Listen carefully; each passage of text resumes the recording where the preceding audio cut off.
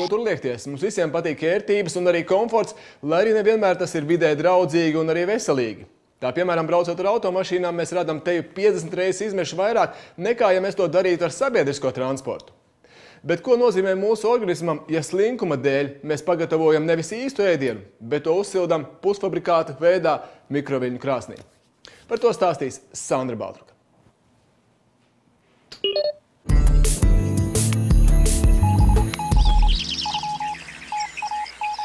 Mikroviļņu krāsns zibens ātrumā uzsilda mūsu ēdienu, bet vai tur gatavotās pusdienas nav mums kaitīgas?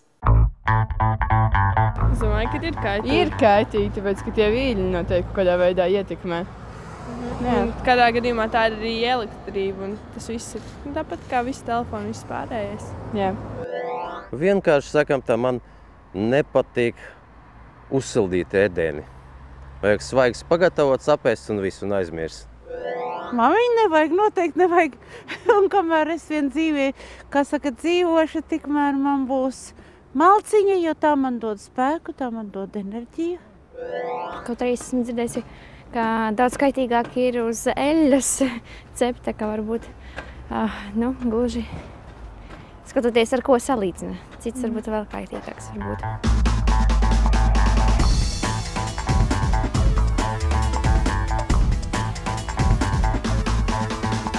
Ielaida tur mušas dažas, tā krāsnī iesliedzā un, ziniet, izlidoja daži. Bet kā viņš uzlika tā stikla bunģiņu un ielika pa centru, neviena dzīva nebija. Arī tādi redz eksperimenti veikti, lai noteiktu, vai mikroviļņu krāsnī sildīts ēdiens varētu vai nevarētu būt kaitīgs lietotājam. Šveiciešu zinātnieks Hans Ulrichs Hertels, izpētījis mikroviļņu starojumu ietekmi uz cilvēku veselību, ir pārliecināts, ka cilvēka organisms uz mikroviļņu krāsnī gatavotu pārtiku reaģē līdzīgi kā agrīnā vēža stadijā. Mikroviļņi stimulē vēzi. Tā pārtika, ko dod dzīvniekiem, audzējot viņus fermās, satur tādā vai citādā veidā kancerogēnus, vielas. Mikroviļņu krāsns ir faktiski vienīgā gatavošanas veids, kur šīs vielas tiek iznīcinātas kopā ar visiem pārējiem vitamīniem. To izpētījuši zinātnieki. Viņi norāda, ka par īpašu veselīgu gan mikroviļņu krāsnī gatavotu maltīti ir grūti nosaukt. Ja mēs zinām, ka šī tik ātri 299 791 km sekundē tik ātri tie viļņi ieskrien tai produktā, šūnā. Rezultātā šūna dabū nežēlīgu triecienu, un bojāta šūna nav normāls ēdiens cilvēku organismam. Mikroviļņos gatavotai pārtikai, sevišķi piena produktiem, viņi sagrauj saites vitamīnu struktūrā. Bet ja ēdiens ir tā teikt otrais uzsildīts, tas krāsniņā faktiski pazaudējis visu – garšu, smaržu un, protams, daudzus vitamīnus.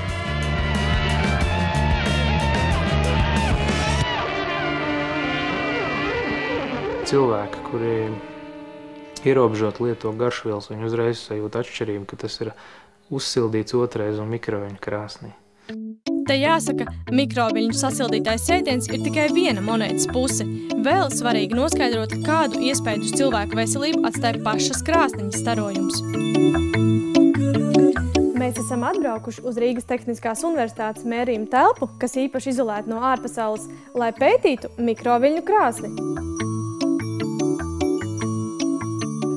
Un skatāmies. Šeit redzēt, tur 30–40 milivatus centimetru kvadrātnē, tā ir ļoti maz. Ja paskatīsim šeit pie spraugam, jābūt vairāk. Un ne īpaši, 55 tikai. 100 reizes zemāk, kā atļauts. Dažādiem modeļiem starojuma intensitāte atšķiras, tāpēc visi zinātni ir vienasprātis. Nevajadzētu īpaši pētīt, kā tā pārtika gatavojās. Mēs ieliekam, uzliekam mums vajadzīgo režīmu, aizvaram durtiņas, aktivizējam un paejam malā no viņas. Par to, kā radusies šī ierīce, ir vairākas versijas. Viena no tām Amerikāņu inženieris Persijs Spencers pagājušā gadsimta 40. gados testējis kādu ierīci, un pa to laiku viņa kabatā izkususi šokolāde.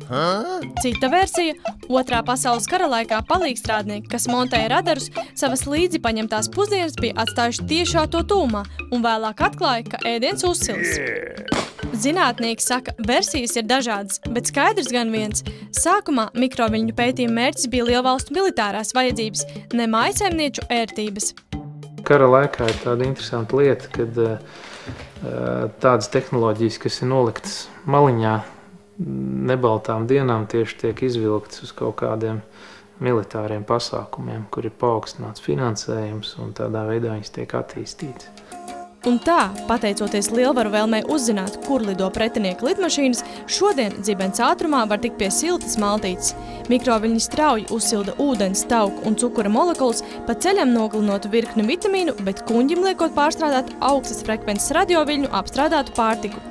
Brīdinājuma zīmes par iespējamo kaitīgumu pie mikroviļņu krāsnīm neatrast, un tāpēc katra paša ziņā paliek izvēle starp veselīgu vai mirklīgi gatavo ēdienu. Mikroviļņu krāsnis ir viens no populārākajiem sadzīves priekšmetiem, un skaidrs, ka to pārdošana nes ražotājiem miljonu lielu peļņu. Taču tā arī nav izpētīts, kā tās ietekmē mūsu veselību. Tāpēc izmantot mikroviļņu krāsnis vai ne, paliek jūsu pašu ziņā. Domājiet par savu veselību.